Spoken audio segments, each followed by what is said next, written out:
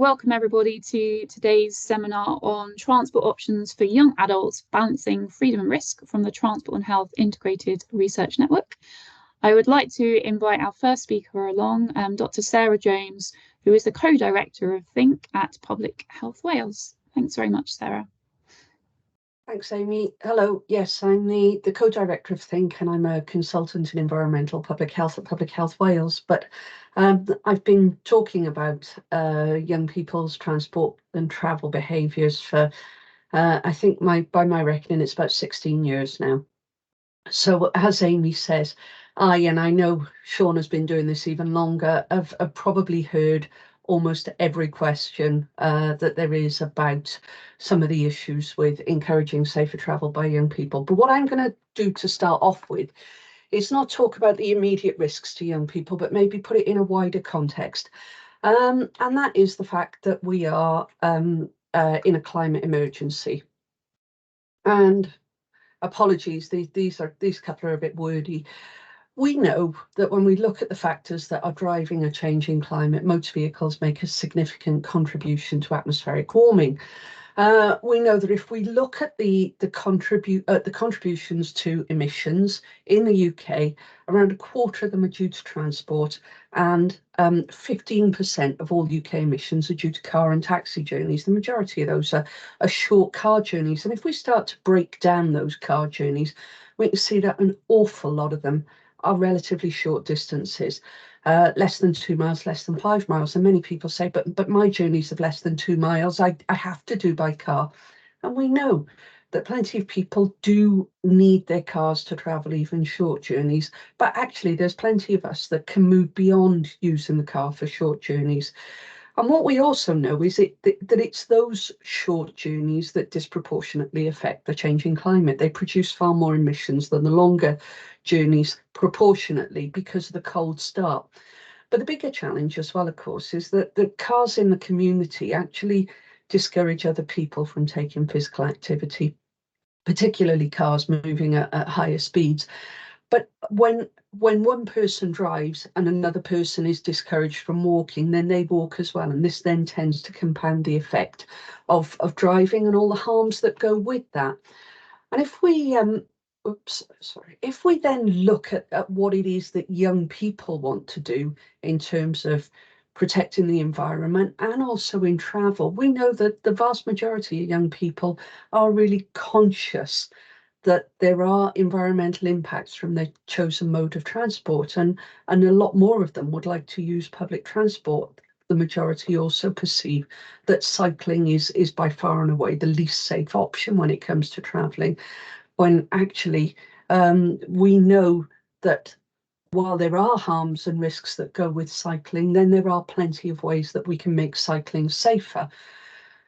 So there is also the perception as well that if we were able to encourage more young people to use public transport more and to travel actively more, then actually that would continue to be something that they did when they moved into adult travel behaviours. And when we look at what happens to travel behaviours once people can learn to drive, we see that almost as soon as people start learning to drive, then that black line, which is the proportion of trips by car, starts to increase dramatically. And all the other travel options, active travel, bus and train travel, all start to decrease very rapidly. And actually, when we look at the health of the nation and the way it is that we need people to be travelling, then this is something that we need to think about addressing.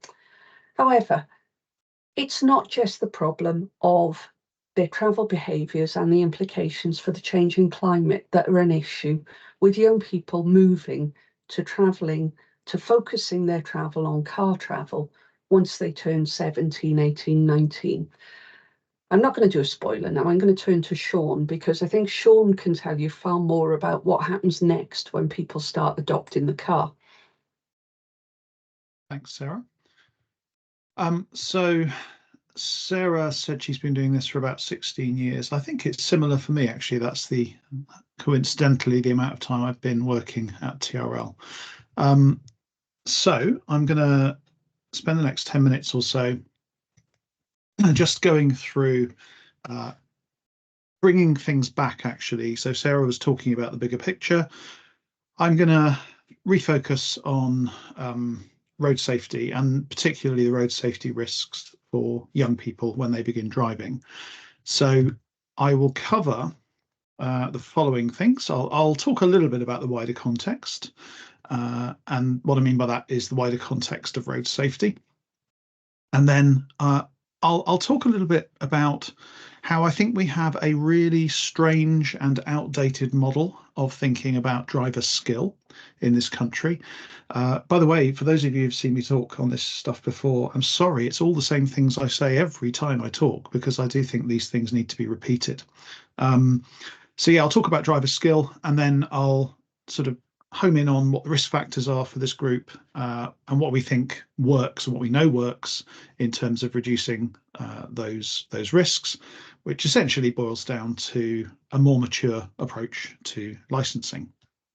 So the wider context here is that road traffic injuries, we know, I mean, this is a really old table now, but it still holds true.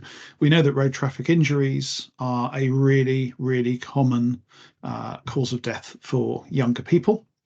We also know that if you look at recent data from the World Health Organization, we know that although low and middle income countries are seeing increased road traffic deaths as they become more and more motorized, it's not just the case that low and middle income countries are the ones experiencing this increase. There are plenty of high income countries, especially over the last 3 or 4 years, that are seeing increases in the number of road traffic deaths.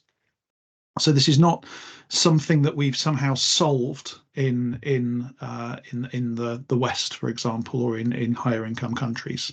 It's not accurate to say that we are over this and have solved it. No matter how many times we say we have some of the safest roads in the world, there's still a lot of room for improvement. So let's talk about driver skill. I think traditionally we've thought of as driving as a skill, which is fair enough. Lots of aspects of driving are incredibly skilled, both cognitively and physically. But what is really interesting to me is that we have this largely skill-based approach to managing driver safety in the UK, which is really all centered around the driving test. Now, I'm not saying the driving test is not useful and needed. It certainly is. It does a good job in some ways. But I just want you to consider the pass rates and the safety rates of men and women in terms of the driving test. So let's look at the UK practical driving test and pass rates for the years 2007 to 2022. There is a link here if you want to look at the data table that this comes from. What we find is that men on average pass 50% of the time, and women on average are about 6.5 percentage points behind. So what does that say? Well, it says that presumably men are more skilled at driving than women when you look at the driving test. What's really interesting is that when you then look at the number of KSI casualties per year, and I've just given, average numbers here from the raw data, you can also do studies and look at correcting for exposure and the number of people in the population and so on. And what all of that tells us is that men who, according to the pass rates for the driving test, are the most skillful, it tells us that men are also overrepresented in injury collisions, and especially serious injury collisions and fatal ones. So like I said, I'm not saying that driving test is not good and useful, but isn't there something a bit weird about those statistics? It doesn't make any sense to me that that would be the only foundation upon which we build our care of young drivers. So what are the risk factors for young drivers? Another really, really old graph from TRL, but it's a really useful one. I always show this graph because it splits out the age and inexperience issues really well. Forget about the gender differences for now. Just look at the dotted line, first of all. Either one is fine. What the dotted line shows is that when you model data, you correct for exposure, you get a rate of collision risk. What you find is the first year collision risk basically goes down the older you are when you pass your driving test. So the older you are when you pass your driving test, the safer you are, all other things being equal. The solid lines show what happens when somebody passes, in this case at age 17. Look how much more quickly they get safer than their maturity alone would predict. People clearly are learning something very early in their driving career to help them get safer. So those are the two main risk factors. Now, underlying age and inexperience effects, there are lots of subcategories of that. I'm not going to go into those today, but for example, thinking about age, there's brain maturity, there's the types of things people are doing in their day-to-day life, there's socializing, there's all kinds of things going on here, but you can boil it down to age, maturity, and inexperience effects being both important in this field. As a result of that, we know there are some specific situations post-test where people are at higher risk. These are not the only things by any means, but they are very, very high risk situations for new drivers. That's driving with passengers and driving at night. So the question, now that we know the risk factors, is how do we deal with this? What do we do about this? What are the things that works? Well, I think one of the first things that people think of, and it's certainly what I was initially interested in when I started researching this topic, is, well, surely we can train and educate people to be safer. So I wrote these words in 2010. This was one of the early reviews I did on this topic at TRL, and I stand by this now. Still, I don't see a comprehensive, well-evidenced approach to driver training and education, with one exception that I will come to, that is going to solve this problem by itself. When you look at the evidence, it is patchy at best. Some things seem to show promise, some things may work, we're not really sure. Some things are being done without being evaluated, some things have even done harm. There are unintended consequences of this. One is sometimes we see early licensure. So we will see some countries where driver training and education is used as a way of fast tracking through the licensing system. And what happens when we do that is we see sometimes people get licensed earlier than they would otherwise, which, as I've shown previously, means they're younger and therefore they're at greater risk. But they've got to that point by doing something that hasn't given them any direct safety benefit to offset that increase in risk. We've also seen, as I said, some examples of training that's gone wrong. The classic example being skid pan training, if it's done badly, can lead to increases in risk. Not all the time, but it can. And the other unintended consequence, I think, of this focus on education and training is that we don't see as much progress, certainly in the UK, of adopting these more comprehensive approaches. What do I mean by that? Well, essentially, I mean graduated licensing, progressive licensing, call it what you want. It is a set of measures that seek to address the risk factors I've talked about. So to address the age factor, what do? You have a minimum period of time during which somebody is supposed to be in the learning period. It makes them slightly older when they pass their test. This makes them safer. Minimum learning hours pre-test is one other thing that we think probably works. The evidence isn't as strong for that, but it's reasonable.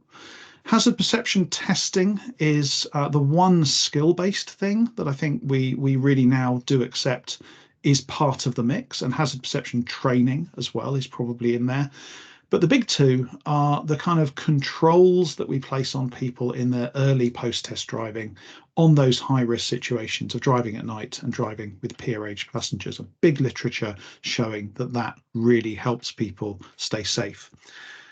Now, Sarah mentioned that we talk about this a lot. We have sessions like this a lot, and lots and lots of people raise really reasonable sounding counter arguments to why you might not want to do a licensing system like this. There's a link here to an RAC Foundation report that Sarah and I co-authored a couple of years ago, and in that what we did was we went through some of those common counter arguments to a sort of more holistic licensing system like GDL. And I'm not going to read through all of these, you can see that these are all things that you might be thinking now, well, hang on, what about X or what about Y? And that's great. But very often those things have already been thought about by the countries that have implemented such systems. And they've been found to be very easily overcome through good planning and good policy. So I'm not going to go into those in lots of detail now. I'm just going to point out that this is a well-evidenced and well thought through approach to licensing, and we are fairly sure that it would work here if implemented. And with that, I think I'll pass back to Sarah to talk about the wider context. Again, thank you. Thanks, Shaun. Oops, I'm trying to make mine.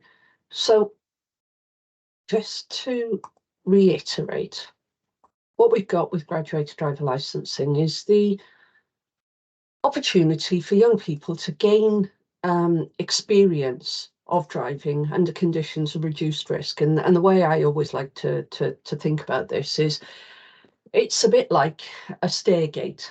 And when we've got toddlers, for those of us that have been privileged enough to have toddlers, as they're first learning to walk, we know there's the world of difference between their first faltering steps and them being able to walk consistently and confidently without falling over. And in the meantime, while they're working between those stages, we keep them away from the most dangerous places. We keep them away from the stairs, the fire, and sometimes the kitchen as well. And all graduated driver licensing does is provide an equivalent of a stairgate for teenagers.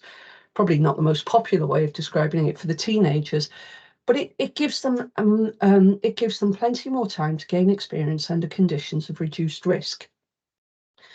In the intermediate phase, which is the learner to the full license phase, so it's an extra phase slotted in the middle, they gain permission to drive unsupervised, but not, as Shaun says, for nighttime driving, carrying passengers, or for drinking any alcohol, as is usual. So when we look at whether this works or not, we know that the wealth of evidence over and over again from all around the world shows us that it does work. It works time and time again. So one of the items on the list that Shaun has said is that just because it works everywhere else, it doesn't mean that it wouldn't work, that it would work here, to which my counter question is, well, why wouldn't it? We're not that different. It works in Australia, it works in New Zealand, it works in the US and Canada. Why would it not work here? They're all fairly different. And unusually from a public health point of view, it's been an intervention that's identified only positive effects. There's no associated negative effects that come with it. And that's really unusual from a public health point of view. And time again, reviews such as the Cochrane review and reviews such as the review that Shaun and I were involved in have concluded that actually graduated driver licensing should be implemented in the UK. So when we come back to where I started from, when we look at what happens to travel behaviours once people can learn to drive, we know that as that black line goes up, we know that right at the beginning of it, at the lowest point, when the proportion of trips by car amongst those teenagers are lowest, their crash rate is actually highest. And that has life-changing effects for both them and their families and anybody else that's involved in a crash with them. But if we think about the wider effects of graduated driver licensing, the indirect effects of graduated driver licensing, and we think of that possible effect on travel behaviours, public transport use and active travel use, actually it seems reasonable to suggest that graduated driver licensing could also have a much wider effect on travel behaviours for a much longer period of time that also then benefits our efforts to address the climate emergency as well. Ian, I think you're with us. I'm going to hand over to you to maybe explain why we haven't got it as of yet. Sarah, thank you for the invitation to join you today. And both you and Shaun have talked about 16 years. So it's a bit spooky, really, because I've been involved in a different way for 16 years as well. So there's 316. So there's a good connection. So I'm in Greenwood, and I've been invited here because of my PhD. So I graduated from the Institute for Transport Studies in Leeds last year with my PhD. My research was called The Politics of Road Death, which I'm going to share a little bit with you today. So it was called The Politics of Road Death, and I just want to share the methodology first, which I thought was an important starting point. And just to warn you, I'm not going to go into a huge amount of detail, so don't start switching off. Don't want to bore you to tears. So one of the things I wanted to do was try and explore the how and the why question. So I came to this thinking, why on earth are we not doing something about road safety in general, but also young driver risk specifically? So time was really important. So I went back to 1987 and studied from then to 2021. And I had 3 data sources. I was privileged enough to interview 35 people who all said yes. I think one of the main reasons they agreed to talk to me was hopefully they were interested, but also it was going to be anonymous. And I had a range of politicians, MPs, local politicians, academics, people from the police, from think tanks and charities. So a whole wide range of people who were either interested in road safety as a subject or actually were politicians, so it was part of a wider portfolio. My second data source was policy documents, again, the same timeline, looking at transport committees and government policy documents. And I also selected House of Commons debates, which, as you can imagine, there's quite a lot of data I collected because of a time period and because I had 3 data sources. I was actually worried partway through I wouldn't have enough. No, that didn't happen at all. Probably ended up with too much. So I selected 3 case studies, one of which was young driver safety, which is why I'm here. So the first was macro or strategic level policy making. So I was interested in what was going on at that level over that period of time. The other more specific case study, along with young driver risk, was rural roads. And my focus all the way through in each of the case studies with all of the data was on public policy, the politics, and importantly, agenda setting. So agenda setting, I'm sure you know, involves the analysis of a set of issues which at any particular moment in time over any particular period, where the public, the media and policy actors or politicians believe that government needs to intervene, they need to take action. And obviously the best example in the discussion today is graduated driving licenses. And that was the focus of my research. So the theory supports understanding of how and why policies get made. There's hundreds of them. Why do some get made? Some get to the top of the pile and some don't. Why don't they get made? So what are the characteristics that go with that? Or even those that just don't even get on the agenda at all and don't get the attention of politicians or policymakers. So the way I did this was look at a guy called John Kingdon, who is a professor of politics from the States. This is not now a lecture on John Kingdon, so just don't worry. But he developed something called the multiple streams model, which essentially has 3 streams. One's called the problem stream, the policy stream, and the politics stream. And I really like this model, and it really helped me do my research. And he talks about a few things. He talks about coupling. So when you've got the 3 streams, which can work independently or they can work together, they will couple or they don't couple. So again, why do those things happen or not happen? He talks about policy windows. So when the windows open, there's more probability that policy will develop or not. Obviously, if you've got a closed window, then nothing's going to happen. And he also talked about something called policy soup, which I think is lovely. The policy primeval soup, whereby there's a whole pot of different policies where you can extract them from the pot and take them forward if you've identified a particular policy problem. And there's a few factors that I think are really quite important. None of this is formulaic, so there's no A plus B equals C and there's your answer. It's all about probability. It's all about the environment and the context. And the literature focuses quite a lot on ambiguity and unpredictability. From an analysis point of view, that makes it more fascinating. From what on earth do you do about it, it makes it more challenging.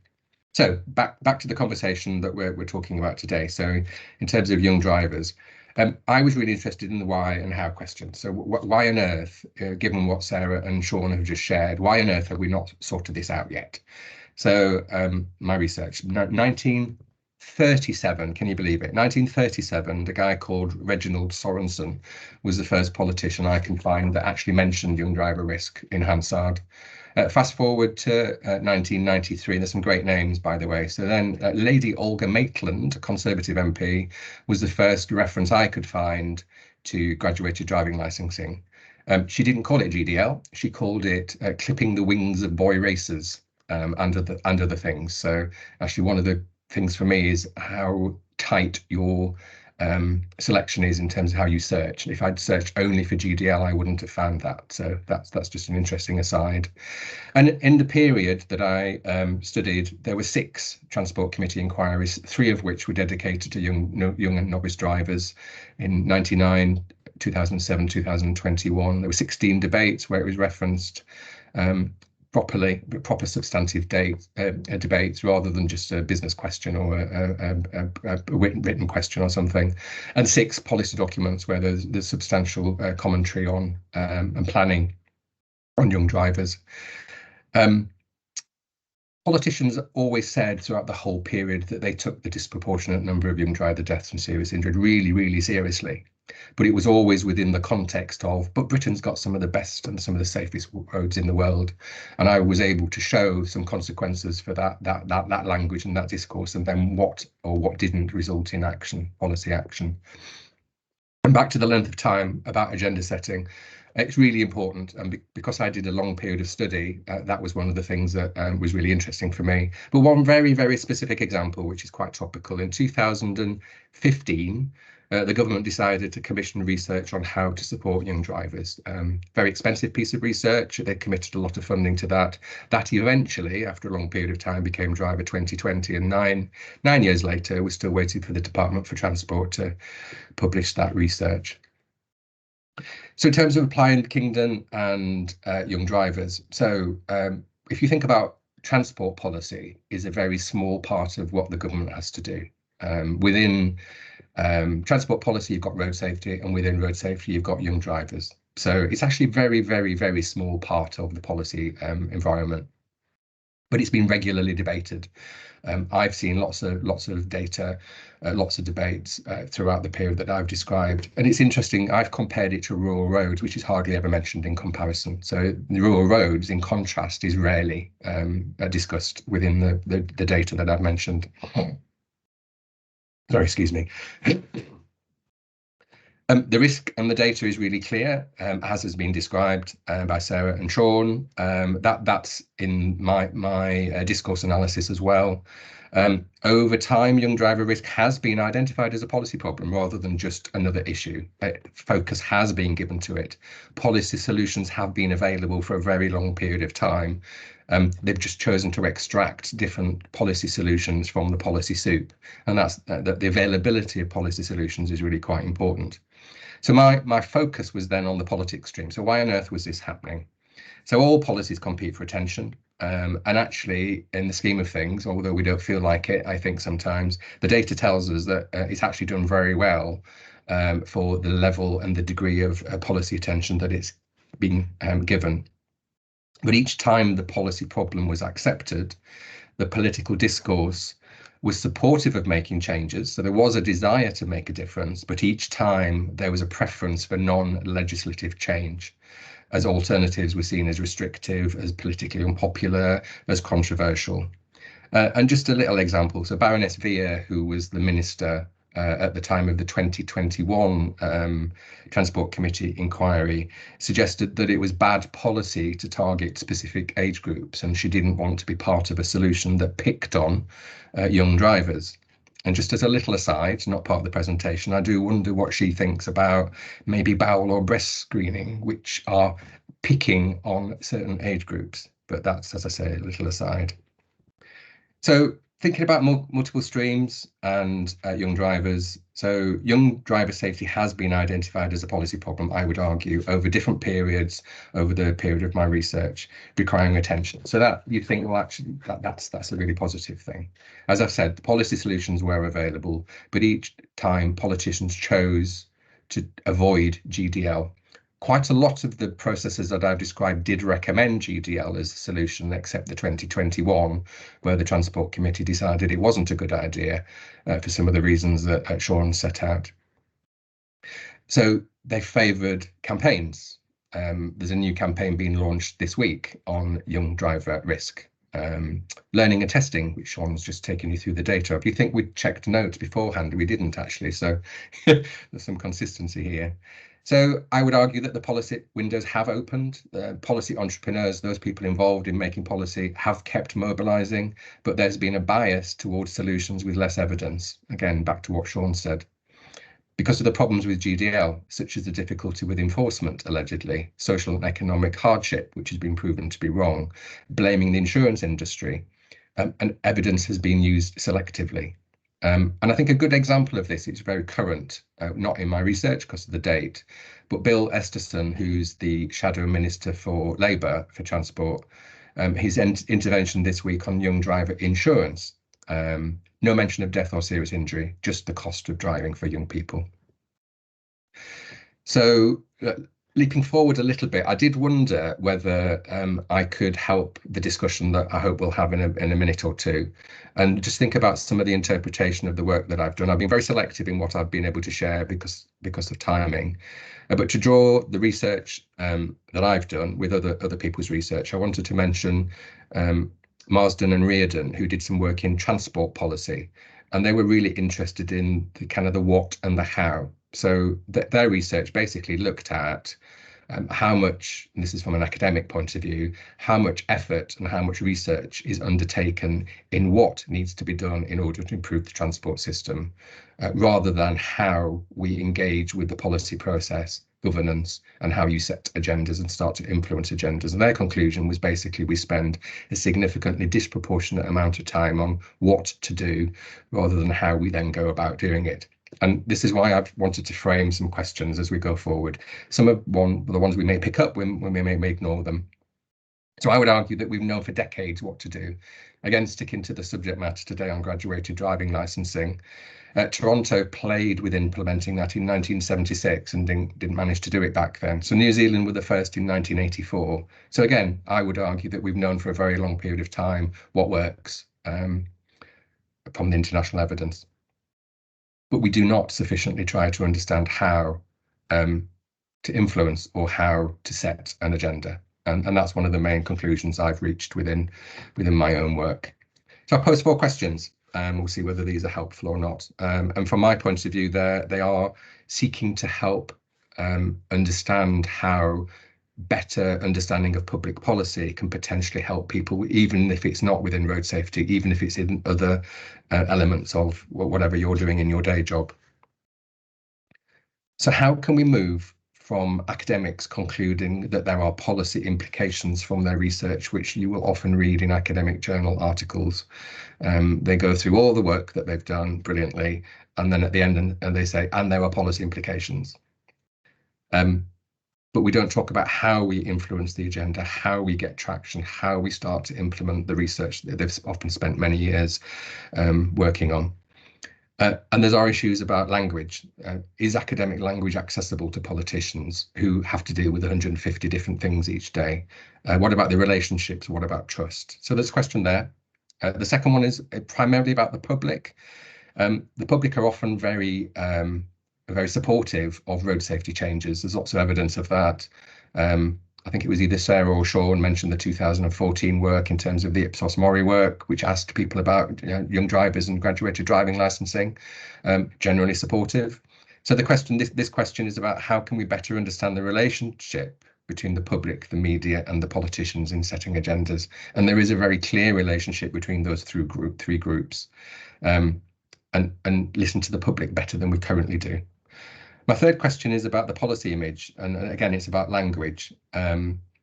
So policy image, or how the issue or the problem is framed, how it's described, what language we use is really very, very influential in public policy, particularly in agenda setting. So how can we better frame the policy problem and the solutions to establish moving forward within young driver risk and graduating driving licensing, which is what we're talking about today. I have got an example which, if we've got time later on, I can share with you. But the other kind of comparison I would draw is smoking. When in 1950s, 60s, 70s, it was seen as a very different frame, a very different way of describing it in terms of Hollywood and sexy and glamorous and trendy and all of those things. We frame it very differently now, and part of the story of the smoking change to policy was exactly the framing and the policy image. And my last one, which was quite specific to the young driver chapter that I did, but it was elsewhere too, was Professor Ian Walker and his co-authors suggested that there's an unconscious bias in terms of policy where favouring private car travel for economic growth it dominates. And my own work backs that up. So that's exactly what I found in my work, where the power of the policy entrepreneurs, the people who influence policymakers, kind of sits within the freedom versus safety dynamic. And it's a David and Goliath relationship. And then in this context, how can road safety, or in this case, young driver safety, graduated driving licensing, how can road safety policy entrepreneurs be more effective at competing with those lobbying for the car and the oil industry? And just as have I got a minute, Amy, just for a final personal comment, if I move on from my research and being more scientific to kind of a personal final comment. So I do wonder whether we're about to see yet another period where the discourse is dominated by economic growth and productivity. The focus on cheaper driving is what Louise Hay, the Shadow Transport Secretary, has committed to. She said that Labour will support drivers with a laser-like focus on the cost of living. And we've also got Mark Harper's Secretary of State for Transport's plan for drivers.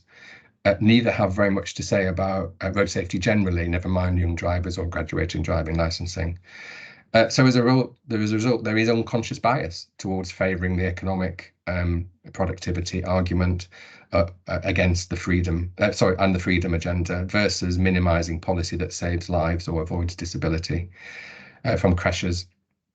And again, I see that continues to be dominant. So I'm just going to finish now by saying, following that rather gloomy assessment, I am personally very optimistic we can better frame road safety, young driver risk, graduated driving licenses, travel choice, giving young adults different choices based on the evidence, which I don't think we're very good at doing, at the centre of politics, and more strongly influence how we move the policy agenda forward. That's me. Thank you. Great. Thank you so much, Ian. Thank you, Sarah and Shaun, as well. There's been a question in the chat from Jenna. Is it possible, Ian, that you could type in your provocative questions into the chat? Because I don't have a copy of them to put in there, because Jenna would like to see them because she's struggling to recall what you were putting out there. Whilst Ian does that, if that's possible, Ian, I don't know did Sarah and Shaun want to come back with anything as a result of what Ian said? And also I just wanted to ask if any of the three of you have any reflections specifically on the rural context, just to bring that out a little bit more, because a lot of the work that Think is doing at the moment is based on rurality. We're sort of based in West Wales at Aberystwyth University, which is very rural. So yeah, any reflections on what Ian said or anything around the rural perspective, Sarah? I think it's a massive challenge in rural areas, and actually one of the things that I've done over the years, and I'm sure actually over the combined, what did we decide, 48 years that the three of us have been working on this, we've probably got a vast array of experiences and conversations. But at the time, Roger Williams was the MP for Brecon and Radnorshire, and I got talking to him because he wanted something done to cut the death toll in his constituency, because he was distraught with the number of constituents that came to him because their sons, daughters, nieces, nephews, cousins, whoever, had suffered either death or serious injury in a road traffic collision. And the challenges of travel in rural areas are massively more complex than in urban areas, and we know that they're challenging in urban areas as well. But surely it's not beyond the wit of all of us to be able to address those solutions in a way that doesn't involve the loss of young people's lives, because at the moment it's all deemed okay because it's an accident, and actually it's not okay, and it's not okay that there is hand-wringing about the cost of insurance that doesn't connect the cost of insurance with the high risk of crashes for young people and people on the roads with them. I'll leave Shaun to dive in from there. I won't add anything about rural roads other than to say, of course, the benefits of a licensing system like this are greatest in rural areas because that's where the greatest risk is for this group. I would just add to the point that Ian made about this unconscious bias in policy terms favouring private car travel. I'm just wondering what makes us think that that's unconscious. I would suggest that it is utterly conscious and explicit.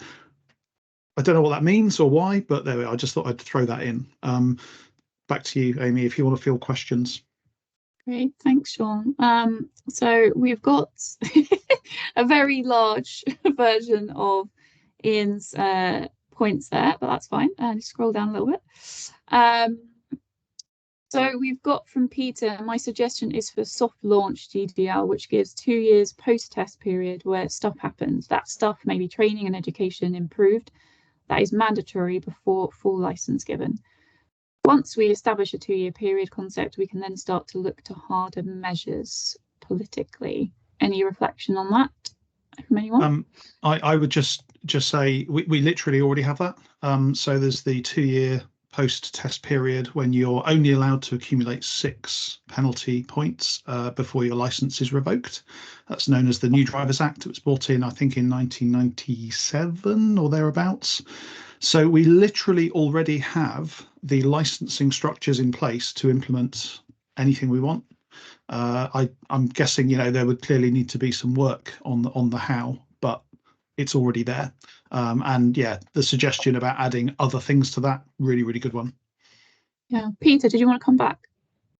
Yeah, I think a fair point, Shaun. I think that's how known is the point system. Yeah, there is education around that, but that's very much the policy is a sort of it's a stick. It's a negative sort of concept, whereas the training and education is about the message about responsibility and those sorts of things.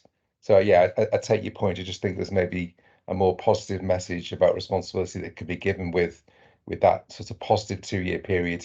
It's almost like the keys to the door, at age 21 or wherever. It's that sort of social contract that you've passed your test, but you're not quite there yet. Where that's that sort of handshake and handing over the keys or the license isn't. There's no messaging around that. So these things are very subtle, aren't they? They're psychological, but that was just my view. Thanks, Peter. Did anyone want to come back to that? Or should we move on? I'm just, before I come to you, Madeline, I just wanted to look at the chat here. So Dave's put, Shaun, no evidence re telematics. Can you contextualize that? I'm looking at AI plus insurance plus graduated driver licensing and money savings within curing pothole Britain. I think that was directed at Shaun, but I don't know if anyone else wants to reflect on that. Is Shaun still there? He's disappeared from my screen. Yeah, I think we might have somehow lost Shaun. We'll come back to that. Come back to that, Dave, if that's okay. Did you want to say something, Madeline? You can ask, yeah. you don't have to come on the screen. Yeah, I wanted to I can't remember who just said about the graduated driving license. Something that really changed my attitude to this whole thing was somebody talking about how driving license is the license. You can have it taken away. It's not a right to drive. There is no right to drive, and there's no the permit side of it isn't well expressed in driving lessons. And I wondered if anyone had any thoughts about kind of the training of trainers. Just to say, my housemate is learning to drive. She can't wait to actually be free. She lives in a city, very well connected city, can cycle everything, but everything is driving her towards driving. And her driving instructor is constantly telling her what a nightmare 20 miles an hour is, what a freedom she will have when she can drive, all of the things where she's not learning. She's being told a lot about how the greener driving that her instructor has obviously been told to tell her about is also a nightmare. The it seems like the messaging that she's getting from her instructor is so damaging to her attitude as a driver for the future. Wow. Sarah?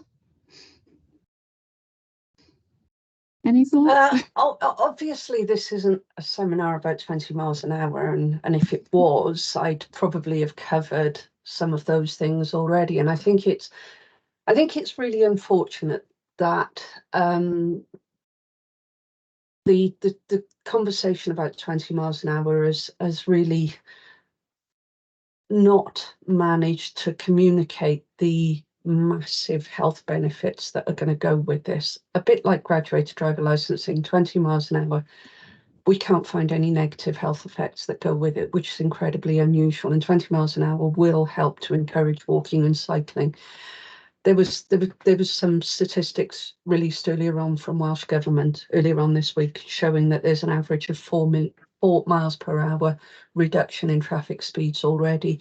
When we know that there's a 6% decrease in collisions for every 1 miles an hour drop, 4 miles an hour is a 24% decrease in collisions. That's huge. That is absolutely enormous.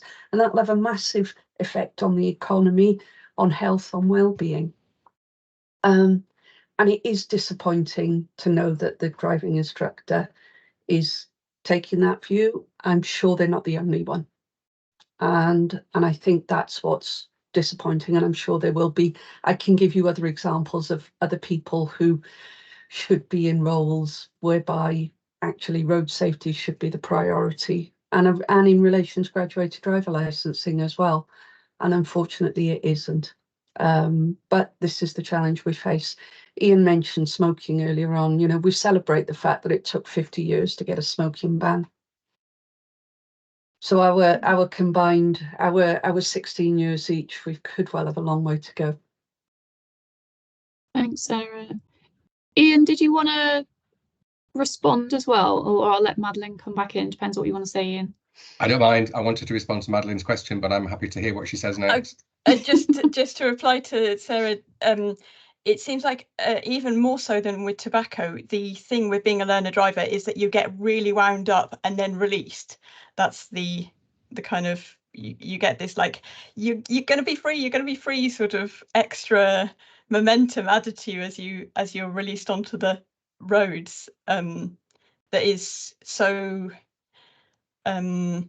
particular to the thing of learning to drive, different from learning to cycle or other modes, maybe taking the bus. Anyway, sorry, Ian. I think your question's really interesting, Madeline. So I'm not a psychologist and I'm not a public health doctor, but so I come at this from a policy point of view. One of the things that I just found really interesting is it's the power relationships with where choices are made. So you've talked about a conversation between a learner and their driving instructor.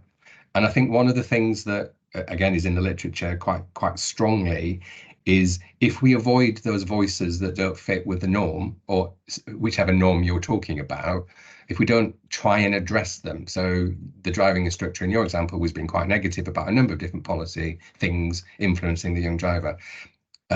One of the mistakes, I think, that looking backwards that's been made is we don't engage with that negative dialogue, that negative discourse. There's a really nice Dutch study that talks about engaging with the problem. It was a speed limiting example, and what the author talked about, she talked about two camps, if you like. The camp that was the freedom, we need to get to work quicker and it's productivity and economic freedom and all of that stuff, versus the, well, actually we're killing children on our roads group. And I paraphrase hugely just to illustrate. And without engaging with the negative side, without engaging with understanding where that comes from, or without engaging with your driving instructor example in terms of why they've got those views and how we start to alter the language, we alter the framing, we alter the sharing of the evidence. Some of this takes a long time. Some of this doesn't work and it fails. But actually, in the young driver example, again, there's another really nice piece of work by from Australia, Rhys Hinchcliffe and his co-authors, looking at how you frame, how you engage with the public, how you slowly start to shift those attitudes and those behaviours. It takes time, it takes effort, but trying to anticipate where the problems are, what the dare I say, the Daily Express are saying recently about targeting and picking on young drivers, which is what they are saying very recently. I think it was about a week ago. Actually try and engage with some of that to try to flip it onto a more positive debate. We haven't managed it yet, clearly, but as I say, I remain optimistic that those are the things we need to start to look at much more effectively, and not just ignore them and just ignore them. No, they're just wrong. Go away. That doesn't work. Great, thank you. Sean, I think you're back now. Did you want to add anything? I've disappeared. No, sorry, my computer just completely crashed. Oh, no. Blue screen of death. It's the first time it's happened to me for years. No, I think other speakers actually heard the questions. I've answered a couple of things in the chat where I've seen I'm able to. Brilliant, thank you. So I think I saw a really interesting point from Sharon. What single piece of information would change policymakers' minds? Could we reframe the proposal and say, if we are wrong, what will we see? What is the downside politicians are worried about? Surely the reduction in young deaths would be a vote winner if this is political. There's a really interesting video I think I shared on our Twitter feed. I think that was from Australia as well, that was on New Zealand, that was saying how many deaths is enough? And it was, so I think they said and asked a person, and it was like they said a figure, there was X amount of deaths. And I think he said all like something like half of that would be acceptable. And then once they got 70 people to walk around the corner, because that was the number he said was acceptable, and some of those were his family members, then he's like, no number is acceptable. And I think it's kind of, is that what you were getting at, Ian, with the kind of media, the public, the policy kind of all coming together, is kind of changing what is acceptable for the things that happen on our roads? Is that the kind of single piece of information? What is there sort of things that we can help to get into politicians' minds as members of the public and people who are active in this area? Killer question from Sharon. Excuse the language, but answer no. I'm not aware of a single piece of information that would change policymakers' minds, which is why it's complex, it's ambiguous, and the example I was going to give, and I've just noticed some of the people on the call, but I will give the example anyway, and it's not to comment on any particular individual or any particular organisation. So I'll say that right up front, it's to comment on the policy stuff. So we've got a petition at the moment for graduated driving licence line on the government website. And what it does is it from a very, very positive and wanting to make a positive different stance, targets from a politician point of view all the things that they've argued with for the last 30 years. So it goes up to the age of 25. It talks about restricting all passengers. It starts talking about making driving much more expensive. So that, and other things. These are really good examples. If you look at the history, those are the things where GDLs had the best chance of being implemented. Those are the things that have brought it down. It's the power of the Daily Express story, just to use shorthand, the kind of the picking on young people. We're going to restrict the rural drivers for only being able to drive. Well, how am I going to get to work or college? Grant Shapps in the House of Commons saying, well, we're not going to do anything like this because young drivers won't be able to get to the library at 2 o'clock in the morning. How ridiculous type stance. So the point I'm making, I think, is, whilst Sharon, there isn't a single piece of information in my view, it's about framing the language in such a way that you make it as easy as possible for the politicians to start to consider some of these things. And targeting 25-year-olds, in my view, is not the way to do that. And if you go back to Shaun's slide that he shared with us earlier, if we can very precisely and very clearly, in a very measured way, say, here are the high risk areas, driving at night, carrying peer-age passengers, maybe that's not a single thing, but maybe that is the thing to focus on, rather than a more blanket approach to some of this stuff.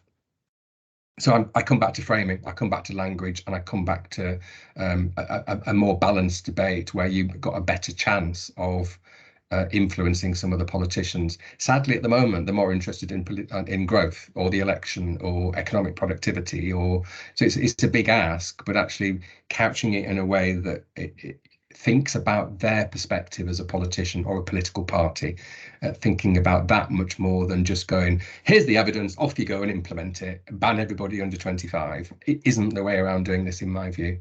Now, I've kind of gone into a little bit into policy and theory, but also a little bit of personal view in that answer as well. But a very, very difficult question from Sharon. Great, thanks for giving it a go, Ian. We're at time, and I do like to keep our events to time as possible. Was there any last comments? I've seen Shaun and Sarah doing a great job responding to some of the points in the chat there. Was there anything that I'll invite Shaun and Sarah to reflect on, wrapping up, just to review some of the chat? I'll go first really quickly, just to say I think it's really important that there are forums like this where we repeat these messages. Okay. Thanks, Shaun. I agree with Shaun, and just to finish off, what I've just written in the chat is we focus a lot on the 25% of young people who learn to drive. We don't talk about the fact that the 75% of young people who don't currently learn to drive don't actually feel hindered in getting to school or work or to catch up with their friends. And we get awfully bogged down in this debate about, oh, well, these poor kids that won't be able to do these things. Well, there's an awful lot that don't seem to think that not learning to drive stops them doing those things. So actually, it should be all right for the 25% that do learn to drive. And my final comment, Amy, would be let's learn from history and let's be positive, because these things are doable. But I think there's also a big dollop of patience involved as well, unless you turn into a TV programme like the Postmasters and Mistresses, which seems to have jettisoned them forward. But be positive and learn from history would be my final message.